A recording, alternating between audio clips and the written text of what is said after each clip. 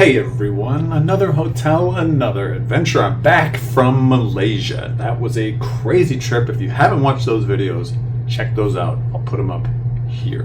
But today, I am circling back to a video that I just released recently about importing cars. Now I am on the tail end of the process of importing a JDM tow truck. So that's the first commercial vehicle that I have imported, thanks to Anthony. And I am going to pick it up today and then attempt to drive it all the way back to the 505, aka Albuquerque, New Mexico, in the middle of the summer, the hottest time of the year. So join me as I embark on this adventure. We'll see how it goes.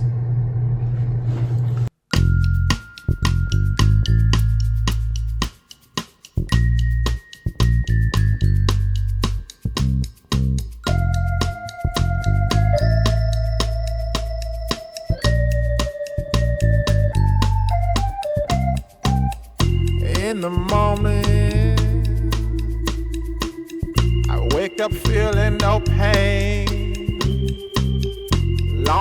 Now, conveniently, just a few blocks from the hotel I booked, the quiet pavement completely transforms into what is a high-octane battleground once a year.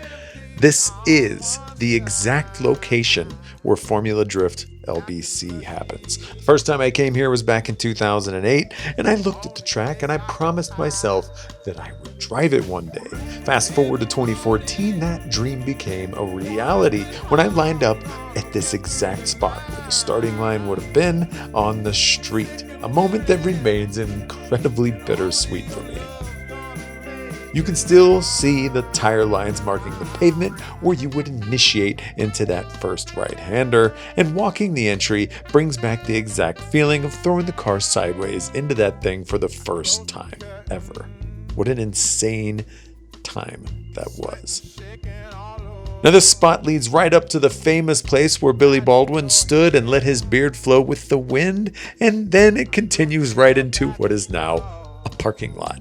If you look over to the right, you'll see the parking garage where I attended my first professional driver's meeting, as well as failed tech twice for the first time ever. Walking past all this stuff definitely triggers memories of that first pro level event and how bad I actually was at it. But right now, it's just an ordinary quiet parking lot and street until the next season in 2027, when the barriers return and it becomes a racetrack again. What an absolute great way to spend some downtime before I have to drive back to New Mexico. Now, I hit the hay that night early, knowing the next day was going to be rough.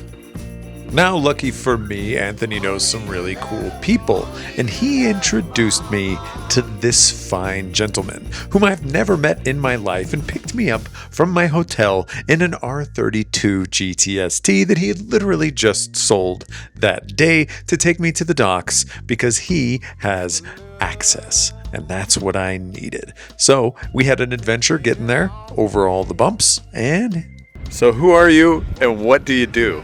I'm Jet Ashford. I import some cars, drive more cars, travel to see a lot of cars, and enjoy these pieces of crap like everybody else who enjoys them does. And how long have we known each other? 24 minutes. Yeah, probably, since he picked me up. Yeah. That's the beauty of the car community, though. It's just like you get these vouches from some random guy on the internet that you've also never met in real life, but you've talked a ton to online, and then you get picked up from a hotel in a Skyline that he's actually selling today. Tonight, exactly. And I'm also someone who has come to this port a million times and pulled a lot of other piece of crap cars out of here, and there's little JDM gems all over. There's a little Honda. There's a Crown, I think, on the back of that trailer right there. So yeah, exciting day. Thanks for picking me up, man. Of course, anytime.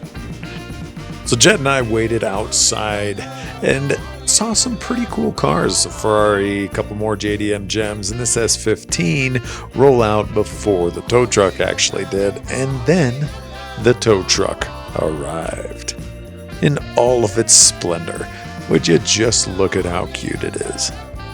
Now, my initial thoughts are it is cute, but it is a really cool looking tow truck with the big front spoiler thing, the chrome accents, the little side pipes. It is a good looking unit. Does it run well?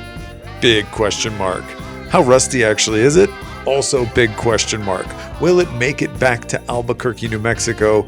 Is the biggest question mark of all. And so here it is, the truck, the legend, the thing I paid actual American US dollars for. After seeing exactly 15 photos on the internet that were somehow more beautiful looking than it was in real life.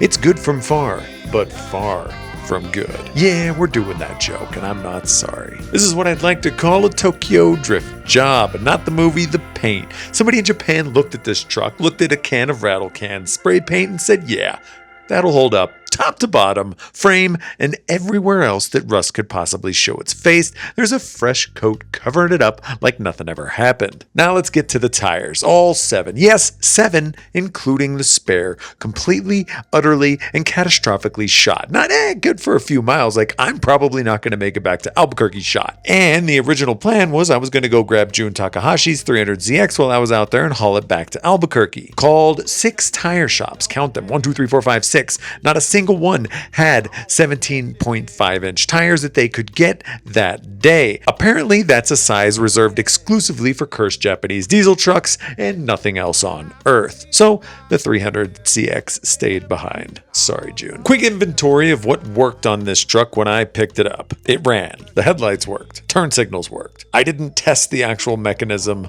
of the tow truck because it would have taken up too much space.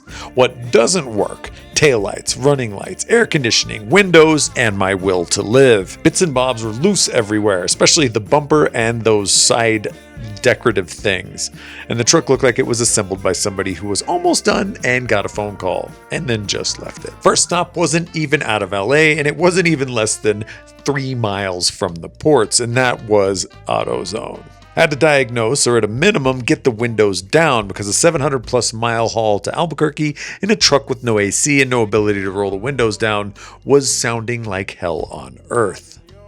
I want to say I was efficient at this, but I was not efficient about this. I replaced every single fuse in this truck top to bottom, repaired wires that had apparently given up on life, and took up most of the AutoZone parking lot doing it for hours. I think I single-handedly funded 2 $20 reward certificates in one afternoon. Then, after all that, I gave up on finesse and just brute forced the windows down with a power probe, Brandon Wicknick style. Never owned one before this day, and now I can't imagine field repairs without it. This truck radicalized me into buying tools I never thought I'd have. Now that the windows were down and my dignity was mostly intact, next stop was Walmart. Because if I'm doing a no AC nighttime desert run in a truck held together by vibes, duct tape, and rattle can paint, at least I'm going to be as comfortable as I can. Bluetooth speaker, which I brought with me because, let's be honest, I knew the radio wasn't going to work. I just didn't expect everything else not to work. A phone mount, got to know exactly how slow I'm going in freedom units instead of kilometers per hour. Heavy duty bottle jack for the inevitable spare tire swap, which could be more risky than having the original tires on there. Oil, coolant, and other fluids just in case, which may become right now. A small cooler for food and drinks, a lumbar pad because my back knew what was coming before I did, and a dash cam because if this thing was going down or something was to fail, I wanted witnesses. And that means that the no AC became a drive at night, chase the cold air, and try to hit Flagstaff before the sun made the cab into a convection oven. Okay, so let's talk about what I actually bought. A 1997 Mitsubishi Canter fully lay flat tow truck. Underneath all the crimes against paint, it was a 400,000 kilometer in freedom units, about 248,000 mile, non-turbo 4.8 liter diesel manual transmission that shifts like you're stirring a bowl of oatmeal and hoping you land in a gear. It sounds like an angry Volkswagen bus. For something this big, it's got zero business sounding this small, and that makes me laugh. City driving? actually fine. It's not fast. It's definitely not fast in any way, shape, or form, but it is tolerable. Highway is a completely different animal. Anything above 50 miles an hour and this thing starts shaking like it's trying to reject its own body panels, which are barely hanging on for dear life anyway. So I kept it under 50 the entire drive home. Partially by choice, and partially because I don't think it had any more than that to give anyway. Getting out of LA through all the hills, I was doing a blistering 25 to 30 miles an hour in third and fourth gear, and big rigs were passing me like I was standing still, but I centered my chi and made peace with it. It's a good thing the hazards worked because the taillights sure didn't. Doing a nighttime heavy drive with no taillights is what's known in the professional trucking industry as extremely not okay. So, truck stop came to the rescue, grabbed a set of magnetic taillights, slapped them on, and because I don't trust the magnets alone at highway speeds on a truck that vibrates like a paint mixer, I duct taped them on for good measure. High-tech operations over here. So that's the truck, bought sight unseen, held together by rust-colored spray paint and pure spite, and somehow it got me out of LA. Now, I just need to make it back to Albuquerque. And I know I just showed the gas station, and what I didn't film was me driving through Needles, California. And let me tell you, driving through Needles, California with no AC and the windows down felt like being inside of a sauna that also happens to be moving at 50 whole miles an hour. There is no air. It's just hot. Hot air moving past your face, doing absolutely nothing to cool you down. 109 degrees at 11 o'clock at night. Needles really said, hey man, you thought the daytime was rough, check out my nights. I made it just across the border to AZ before stopping for fuel, 16 gallons, 1.6. On a truck this size, that tank felt like it belonged on a riding lawnmower. Filled it up, double-checked my duct tape and magnet taillight masterpiece that we're still holding on, stretched out the old back, wiped the sweat from literally every surface of my body, and got back on the road, blasting through the darkness at a blistering 50 miles per hour, unless I caught a downhill, in which case, look out, we're doing 57 to 60, living the life in the fast lane, emphasis on lane, singular, because that's about all this truck could commit to. I pulled over outside of Flagstaff to catch some Z's once it finally cooled down enough to not feel like I was sleeping in an oven. I set my phone to catch a sunrise, got a power nap in, and I was back on the road feeling like a partially new man. Well, a new, extremely sweaty man. Then about 50 miles outside of Flagstaff, I hear this dragging noise over the sound of that sweet, sweet VW sounding exhaust. I pull over and I go to inspect. Turns out my daredevil 60 mile an hour downhill runs had just been enough to rattle the duct taped side marker thing with the light on it completely loose. I found it just dangling there, swinging in the wind, held on by nothing by its own wiring and a prayer. It's a good thing I was now fully stocked one-man AutoZone on wheels. I grabbed my duct tape, slapped it back into place, and I kept on trucking.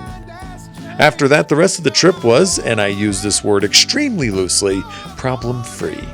I'd fully accepted my new life, living in sweat, driving slower than most 90-year-olds on a Sunday drive, and kicking back just to enjoy the open road.